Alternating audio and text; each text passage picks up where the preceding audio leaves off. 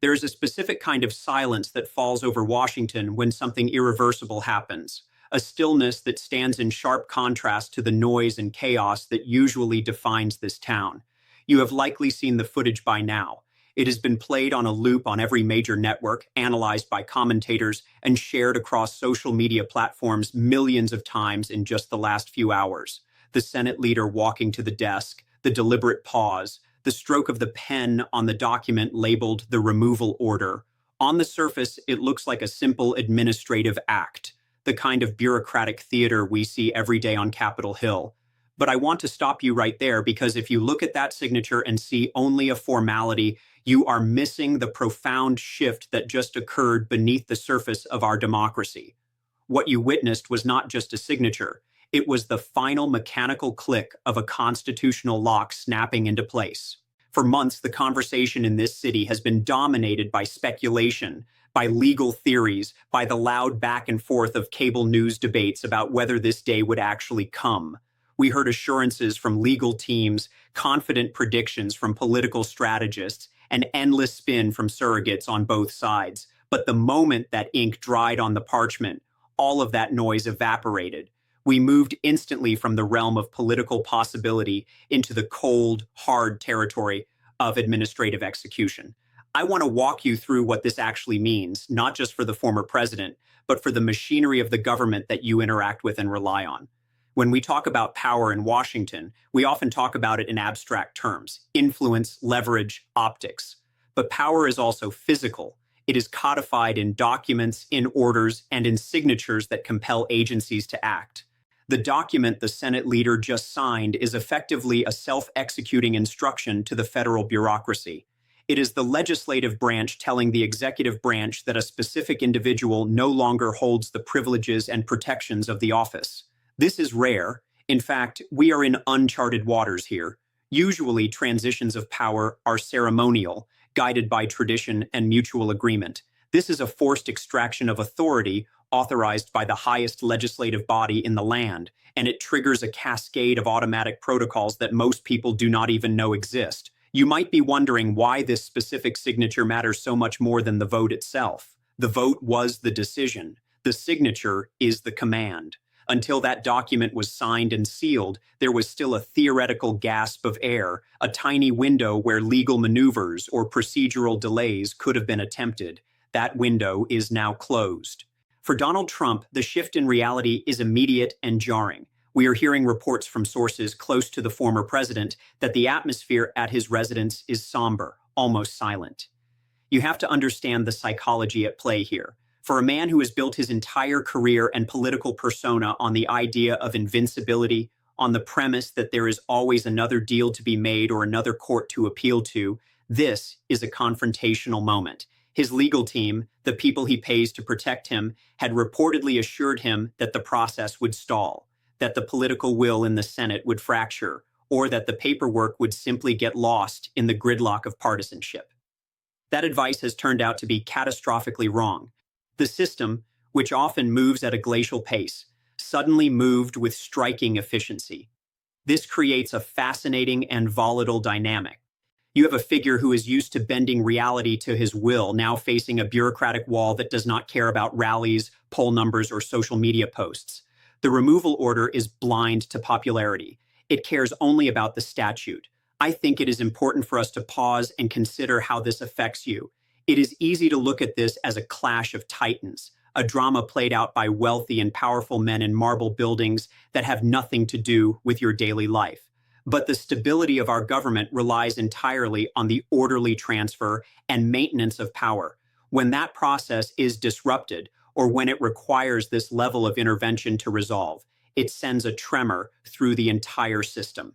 The agencies that are now receiving this signed order are the same ones that handle national security, finance, and justice. They are now tasked with the unprecedented job of separating a former leader from the apparatus of the state. This is not just about one man leaving a stage. It is about stress testing the institutions that are supposed to serve you. If the gears grind too hard, if the friction is too great, it slows down everything else. We are watching the system correct itself in real time, and that is a messy, high-stakes process. Let us dig a little deeper into the mechanics of what happened in that room. The Senate leader did not just sign a piece of paper, he authenticated a verdict.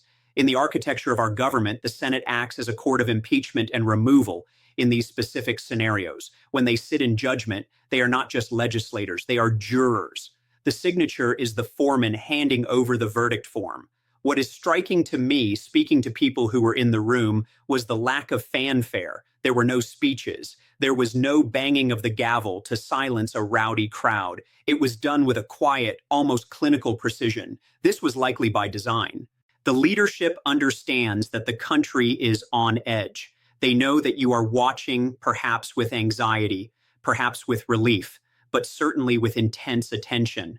They wanted to project stability. They wanted the visual language of this moment to be one of routine governance, even though the action itself is anything but routine. By stripping away the theatrics, they stripped away some of the oxygen that fuels political firestorms. They made it look like paperwork. And in Washington, paperwork is often where the real power resides. Now, we need to talk about the immediate consequences. You heard the prompt mention that this order is being rushed to appropriate agencies. This is not a figure of speech. There are couriers involved. There are chains of custody. This document has to be physically presented to key officials, likely the Secretary of State, the archivist, and the heads of federal law enforcement agencies.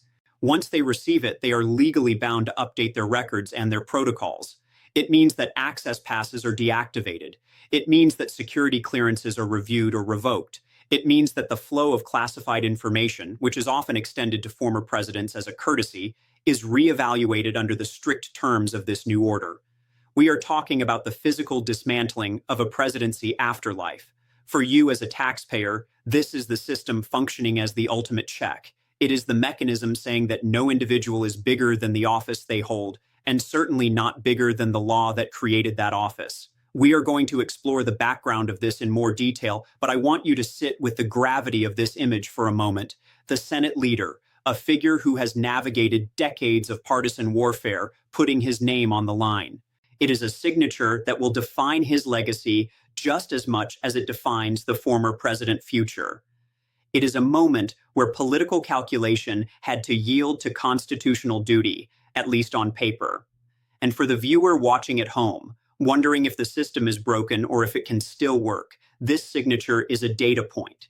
It is evidence that the gears can still turn, that the brakes can still be pulled, even if the train is moving at full speed. But as we know in politics, every action has an equal and opposite reaction. The signing is the end of one chapter, but it is the aggressive beginning of the next. The legal battles may be over in the Senate, but the battle for the narrative, for the history books, and for the minds of voters like you is only just accelerating. We need to understand how we got to this breaking point to understand where the pieces are going to fall next. To understand the weight of this document, we have to strip away the political shorthand we usually use. We often hear the phrase checks and balances tossed around in civics classes or cable news segments until it loses its meaning. But the removal order is the ultimate check.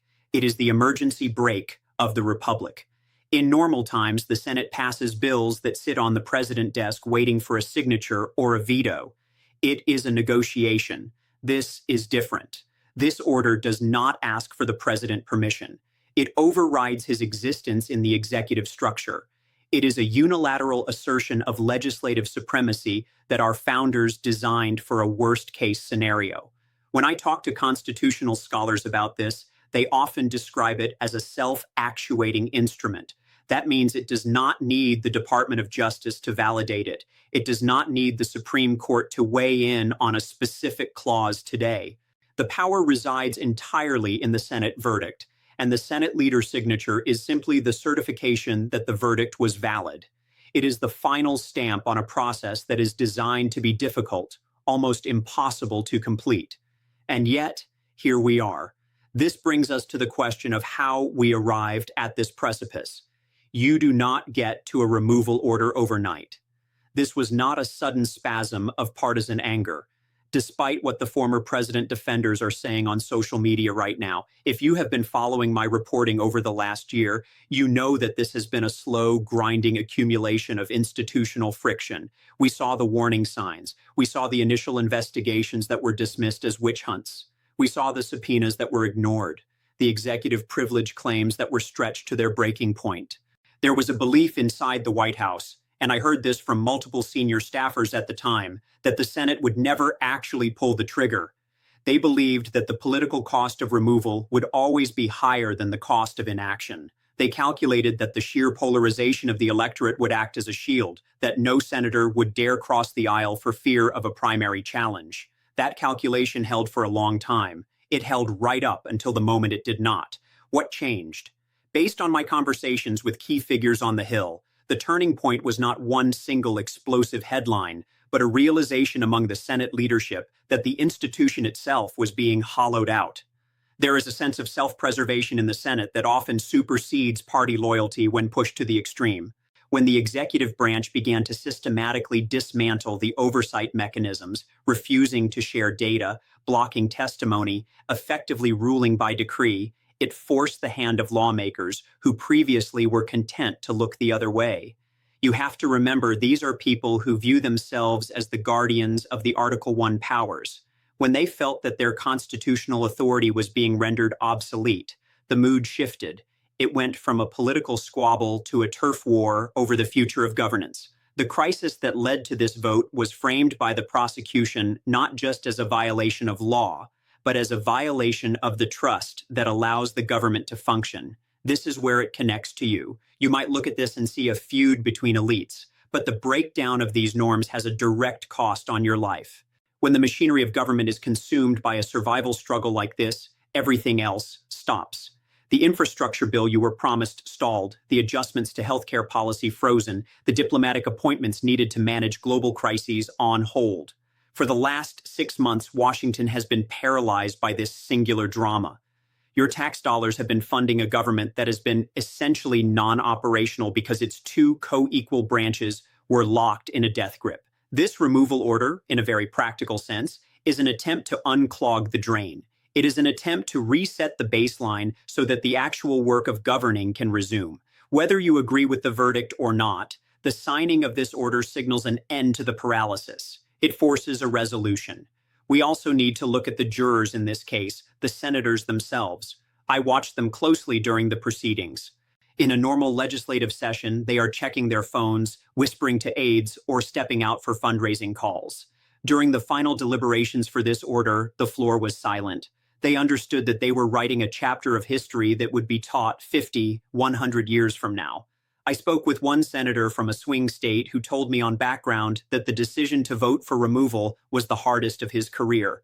He knew it might cost him his seat. He knew it would alienate a massive block of his base, but he also said that the evidence presented behind closed doors, evidence that we in the media have only seen fragments of, was undeniable. This is a crucial point that often gets lost in the shouting. There is a gap between the public narrative and the private reality in Washington. The public narrative is about loyalty and deep state conspiracies. The private reality, the one that drove that pen across the paper, is about specific documented actions that crossed a red line. The process that led to this signature was grueling. It involved weeks of closed-door depositions, thousands of pages of documents, and intense negotiation over the rules of the trial itself. We saw the former president legal team try every procedural tactic to delay the vote. They filed motions to dismiss. They challenged the constitutionality of the proceedings. They even tried to disqualify specific senators. But the Senate leader, a master tactician who has seen every play in the book, kept the process moving forward. He kept the caucus unified enough to act, often by making concessions that we are only now beginning to understand. There were late-night meetings in the Capitol basement where the language of this very order was hammered out. Every word was examined. They knew that if there was a single ambiguity, a single loophole, the former president team would exploit it to cling to power. The document signed tonight is airtight because it had to be. It was written not just by lawyers, but by institutional survivalists who knew they had one chance to get this right. So, what happens to the man at the center of this storm? Donald Trump has always thrived on chaos. He has always managed to turn victimhood into a weapon. But a removal order is a different force. It strips away the bully pulpit. It removes the seal of the presidency from the podium. When he speaks now, he speaks as a private citizen, albeit a powerful one. The psychological impact of this cannot be overstated. I have covered him for years, and the one thing he fears more than anything else is being branded a loser, not in an election that can be framed as rigged, but in a constitutional judgment that says definitively you are unfit. This order is a permanent mark. It is a termination letter from the American people delivered by their representatives. And unlike a tweet or a campaign rally, he cannot speak over it. He cannot interrupt it. He has to live with it. As we move into the next phase of this story, we need to examine the specific mechanisms that are activating right now, the actual physical separation of the man from the state and who is responsible for enforcing it, because the signature is only the beginning. The enforcement is where the real tension lies. Let us talk about that enforcement because it is happening in ways that are invisible to the cameras outside, but deeply consequential inside the system. The most immediate and tangible shift involves the military aide who carries the football, the briefcase containing the nuclear launch codes. For the entire duration of a presidency, that aide is a shadow, never more than a few feet away from the commander-in-chief. I have been told by sources familiar with national security protocols that within minutes of the Senate leader's signature being authenticated, a secure order was transmitted to the Pentagon. The codes assigned to Donald Trump were effectively disabled. The aide currently stationed with him was instructed to stand down and secure the equipment until a formal transfer could be completed. It is a chilling moment of quiet disconnection. 1 minute you possess the theoretical power to end the world. The next you are a civilian standing in a room with a briefcase you can no longer open. This is the mechanism of the state protecting itself. The system is designed to ensure that there is never a moment of uncertainty about who holds authority. When that removal order was signed, the chain of command severed its link to the former president and instantly rerouted to the acting authority. It is harsh, efficient, and entirely necessary to prevent confusion that adversaries might exploit. Inside the White House, the scene is reportedly chaotic, but driven by grim administrative necessity. You might imagine people rushing through hallways with boxes, and some of that is happening, but the real transformation is digital. The White House Communications Agency, or White House Communications Agency, manages the secure lines and the digital infrastructure of the presidency. Their checklist for a removal event is extensive. Access to classified servers is being terminated, user by user. The secure phones that allow the president to communicate with world leaders are being remotely disconnected or rerouted. I spoke to a former senior administration official who described this process as going dark. The goal is to prevent any midnight orders, rash decisions, or directives issued in the heat of the moment that could complicate the transition or damage national interests. The staff knows this. They know that their badges, which worked this morning to get them through the Northwest Gate, will likely flash red by midnight. This creates a frantic atmosphere where people are not just packing up personal items. They are trying to download archives, save emails, and secure their own legal standing before the lights virtually go out. We also have to look at the Secret Service. Their mission has fundamentally changed in the last hour. They are no longer protecting the president. They are protecting a former president. That might sound like semantics, but legally and operationally, it is a massive downgrade. The size of the detail shrinks, the assets available to them. The motorcades, the advanced surveillance, the preemptive sweeps are scaled back to what is statutorily required for a past leader. The bubble that Donald Trump has lived in for years is collapsing around him. The agents, who are professionals bound by duty, now have the awkward task of enforcing the new reality on the man they are sworn to protect. They have to tell him where he cannot go, what he cannot do, and who he cannot speak to on official channels. It is a tense dynamic. These agents are often the closest people to a president, the ones who see him in his most unguarded moments. Now they are the tangible face of the removal order, the ones who have to physically facilitate his departure from the complex. This brings us to the key actors who are managing this exit. While the Senate leader signed the order, the execution falls on the shoulders of the White House counsel and the chief of staff. These are the people who have to walk into the Oval Office or the residence and deliver the news that it is time to leave. I am hearing that the White House counsel has been in nonstop communication with the Department of Justice to ensure that the terms of the departure are followed to the letter. There is a fear, valid or not, that any resistance could lead to a constitutional crisis where federal marshals have to get involved. Nobody wants that image. It would be a stain on the nation. So the council is playing the role of the mediator, trying to convince the former president that a dignified, if forced, exit is his only remaining play. They are negotiating the logistics, how he leaves, when the helicopter lifts off, what personal staff he can take with him. It is a negotiation over the scraps of power that remain. You, the viewer, need to understand that this is not just about punishing a politician. It is about preserving the institution. If a president could ignore a removal order, if he could stay in the building and keep issuing commands, the entire concept of the rule of law would evaporate. The mechanisms we are seeing right now, the deactivation of codes, the revocation of passes, the reassignment of Secret Service protection, are the immune system of the democracy activating. It is messy to watch. It feels unstable. But this is actually the system working exactly as it was written to. It is the supremacy of the law over the man. I know many of you are worried about what comes next, about the anger this will generate in the country. That is a real concern. But consider the alternative. Consider a world where that signature meant nothing. That would be the true end of the experiment.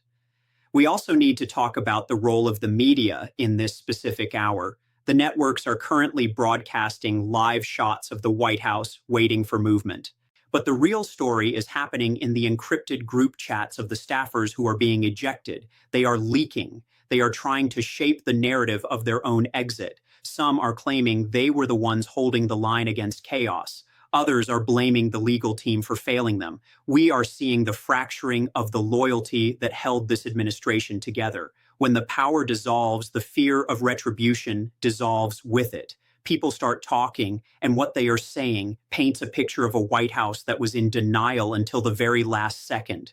They truly believed they could bluff their way through a constitutional removal. They thought the Senate would blink. Now that the bluff has been called, the finger-pointing has begun. This is the circular firing squad that often forms at the end of a failed campaign. But this time, it is happening inside the seat of government. As we look at the wider consequences, we have to acknowledge the human element of this machine. The thousands of political appointees who serve at the pleasure of the president are effectively fired the moment that signature lands. These are people with families, mortgages, and careers that are now in limbo.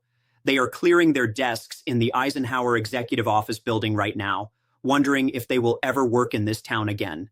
The toxicity of this removal radiates outward. It marks everyone who is part of the inner circle. In Washington, your proximity to power is your currency. But right now, proximity to this specific administration is a liability. We are seeing a purge, not by a dictator, but by the statute. It is a mass casualty event for a specific political class. And the resentment that is breeding in those hallways tonight will fuel the political opposition for years to come. This is not the end of the conflict. It is the seeding of the next one. But before we get to the future, we have to look at the immediate fallout for the party and the voters who feel disenfranchised by this act. Because if you think the Senate signature ended the argument, you have not been paying attention to the mood of the... In today's digital world, cryptocurrency is no longer just a trend. For many people, it has become a real business opportunity that can be started with basic knowledge and an internet connection. The first step in treating crypto as a business is education. Understanding simple concepts like Bitcoin, Ethereum, wallets, exchanges, and how the market works is essential before putting in any money. Some people use trading to earn short-term profits, while others focus on long-term holding. And there are also options like staking and passive income where crypto can grow over time without constant buying and selling. What makes crypto attractive is flexibility. You can work from anywhere, control your own schedule, and start with a small amount if you are careful. However, crypto is not gambling. Successful people treat it seriously. They do proper research, manage risk wisely, and never invest money they cannot afford to lose. The market goes up and down, so patience and discipline matter more than chasing quick profits. When crypto is handled with planning and consistency, it can become a long-term income path instead of a risky shortcut. If you want more simple and practical videos about crypto and online income, make sure to subscribe to the channel and stay connected for upcoming content.